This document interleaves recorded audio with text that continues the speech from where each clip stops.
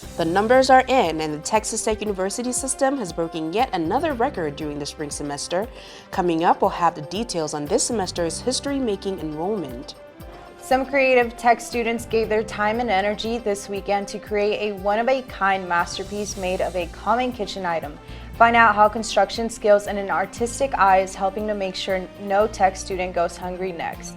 And the Texas Tech baseball team was back in action for weekend number 2 of the 2020 season.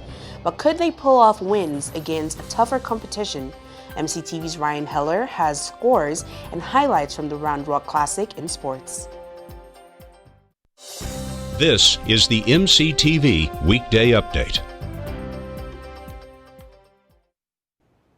Welcome to the Monday edition of the MCTV Weekday Update. I'm Uvie Bikomo. And I'm Graciella Vasquez.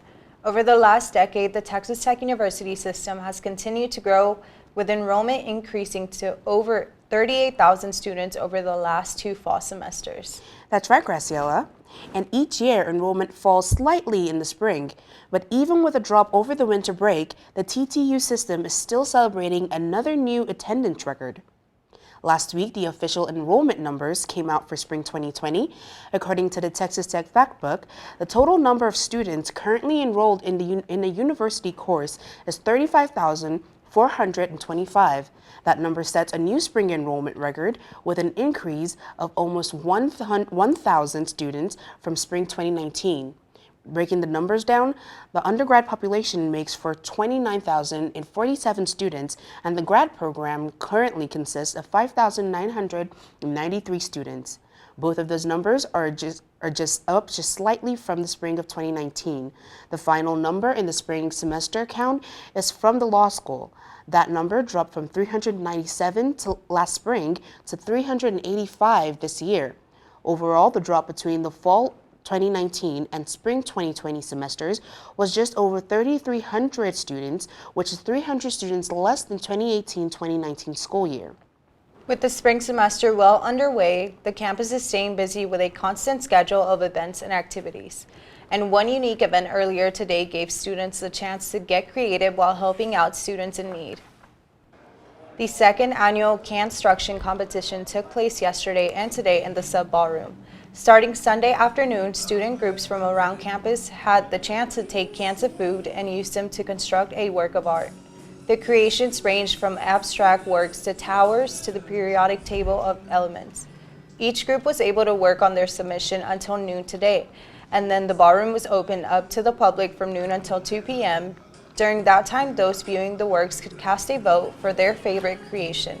The Canstruction competition benefits the on-campus Raider Reds food pantry. All of the cans used for the competition will be donated to the pantry to be provided to students in need here on campus. The countdown to the summer is less than 3 months away, and that means it may be time for you to start making plans after school ends in May. If those plans include continuing your studies in the summer months, One Campus Department has some ideas that may be foreign to you. All day today, the Office of International Affairs hosted the Study Abroad Day at the Sub. Study Abroad Day is an annual event that gives students a chance to learn about opportunities to continue their studies outside the United States. Today's schedule of events kicked off with an info table at the Free Speech area, followed by a set of workshops and an alumni panel in the Sub Matador Room.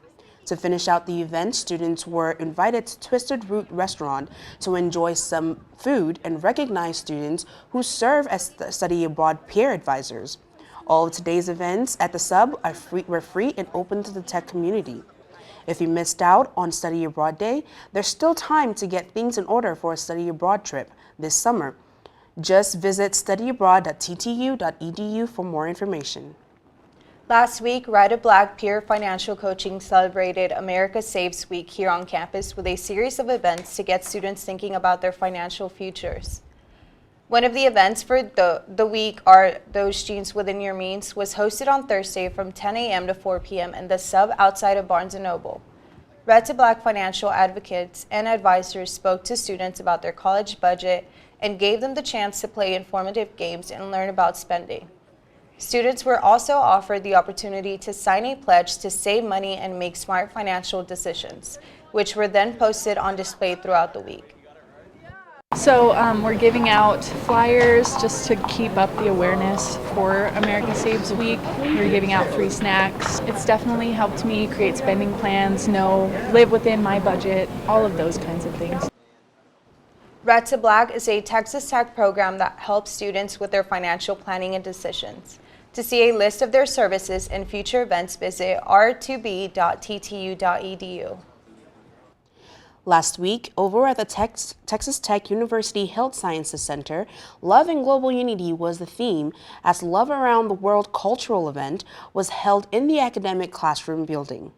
The event, hosted by the Office of Global Health, featured international student organizations teaching passers-by about their cultures and customs and traditions. Many of the booths at the event even offered tasty cultural treats. Those who stopped by the event got to enjoy a short break from their busy schedules and learn about global expressions and understandings of love.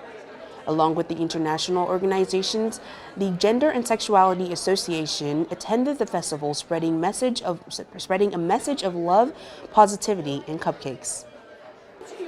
We are handing out some pins with a rainbow pride flag on them, as well as cupcakes, and having people able to fill out a little heart of positive messages that they like, whatever they like, and we're putting them up on a wall to make a little rainbow. For more information about the Office of Global Health, visit ttuhsc.edu/globalhealth. Over the weekend, South Plains experienced yet another return to warm temperatures and spring-like conditions on Saturday. That's true, UVA. But by yesterday, a big change of conditions made it feel a lot more like spring than winter. So what's in store for the Lubbock area this week? MCTV's Madison Hartin joins us in the studio with the latest look at the forecast. Madison? Thanks, guys. Well, it is hard to believe, Texas Tech, that just 3 weeks ago we were in the thick of a snowstorm, and right now it feels more like spring outside than winter. But remember, we still are in winter. We're not quite at the spring equinox yet, so we might have a couple more cold fronts blow through the area, and we should be seeing another return to cooler temperatures as the week goes on. But for right now, let's just enjoy this beautiful and abundant sunshine behind me. Looking at our MCTV tower cam, we can see that there is not a cloud in sight right now, making it relatively warm and mild for the day. Our high temperature climbed up to 69 degrees, sunny and mild conditions, like I said, with the wind coming from the west at 15 to 25 miles per hour. Now pay attention to that wind because it is going to be fairly gusty as we move into tonight. The northwest wind coming at 20 to 30 miles per hour with 40 mile per hour wind gusts possible. So if you have a hat, make sure you hang on to it so you don't lose it. Tonight it's going to drop down to 32 with clear and windy conditions. Looking at the South Plains as a whole, we can see that for tomorrow we're going to have a little temperature disparity. Around here where Lubbock metropolitan area is, out to the west of us, is going to be just a little bit cooler than that out to the east of us, out by like the Childers and Dickens area. About a 5-degree temperature difference off of the Cap Rock from us. Overall, it is going to warm up everywhere around the South Plains as we move into tomorrow. The high temperatures are going to climb up into about the, I would say, the 50s, mid-50s, down to the mid-40s for some of the other areas of the South Plains. So it should be fairly warm for tomorrow, but it is going to be just a little bit cooler than it was today, and that's because of this front that is moving in through our area. We can see that for Lubbock metropolitan area, we're going to drop down from 68 down into the 40s, but then it is slowly going to climb up over the next few days, but that just is fairly common with cold fronts that come through this time of year. Looking back into Lubbock metropolitan area locally, we can see for Tuesday the wind is still going to be around. Again, northerly wind coming at 20 to 30 miles per hour. 40 mile per hour wind gusts still are possible, so don't wear a dress that day unless you want to be Marilyn Monroe. 50 degree for our high, 24 is going to be our low. For Wednesday, a high of 52 degrees, low of 28, and a northwesterly wind coming at 10 to 20 miles per hour. Very manageable, and throughout all these days, the sun will continue to be out, which y'all know I love a good amount of sunshine in the area. I'm not a fan of the cloud and the cold. For Thursday, it's going to be a high of 63 degrees, low of 31, and a north by northwesterly wind coming at 10 to 20 miles per hour. Now, this will not continue into next week, or it might. We might see another shakeup as temperatures go into this weekend and next week, so be sure to tune in on Thursday to see what the temperature will be like for going into the weekend. I'm Madison Hartin for MCTV Weather. Back to you in the studio. Thanks, Madison.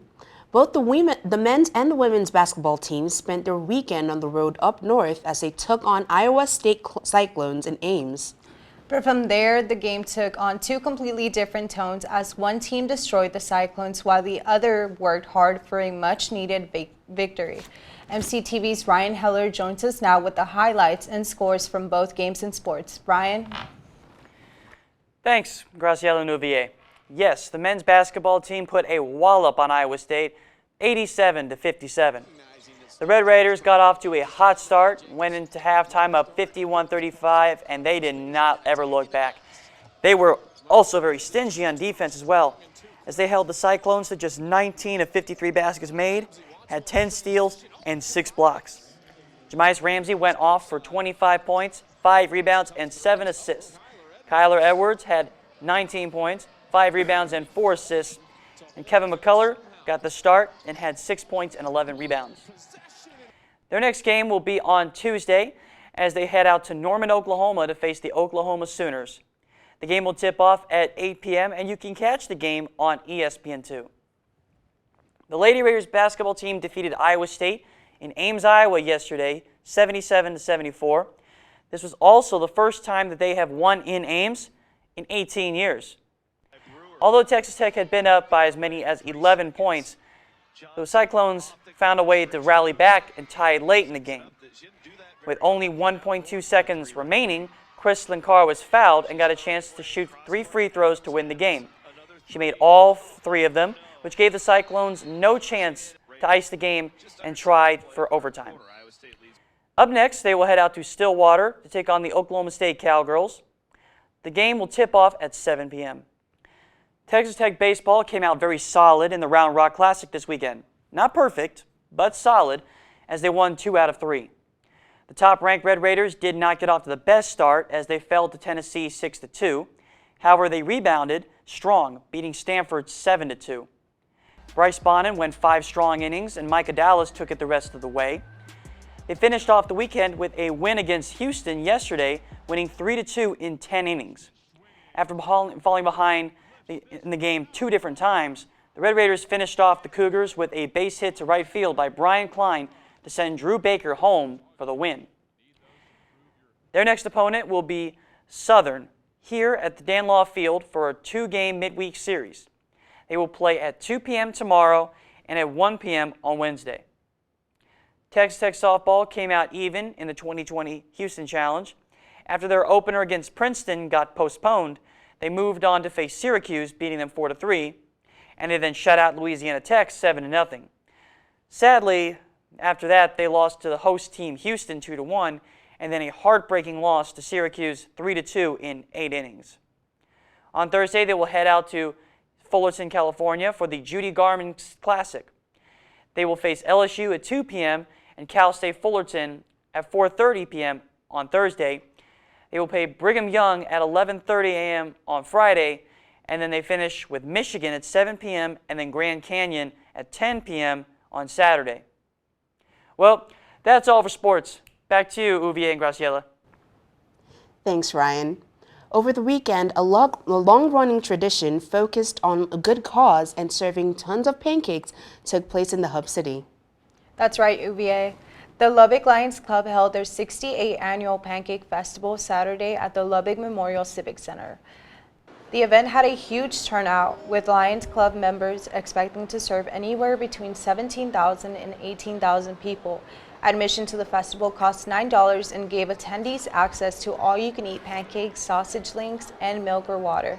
The Lions Club is a non-profit organization, and proceeds from the event are donated to local charities. Tech students in many different organizations like the Society of Petroleum Engineers came out to volunteer at the Pancake Festival. Here I'm working at the drink stand, just we're walking around with the cart selling drinks, sodas and waters. Festival volunteer Samuel Johnston said the event benefits charities like the Salvation Army, Meals on Wheels, Adult Eyeglasses Program, Texas Lions Camp for children with special needs, and many more. Johnston says the festival is also a fun thing for the Lubbock community to be a part of. It just seems nice that like a big pancake thing, like,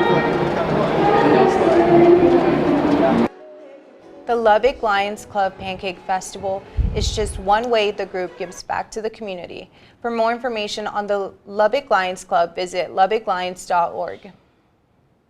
So, Graciella, did you get a chance to stop by the Pancake Festival this weekend? I did not. Did you have a chance to go? No, unfortunately. Those pancakes look delicious. They did. Well, that's all for today's edition of the MCTV Weekday Update. Thanks so much for joining us, and be sure to check ttuhub.net every day for more news. We'll see you on Thursday.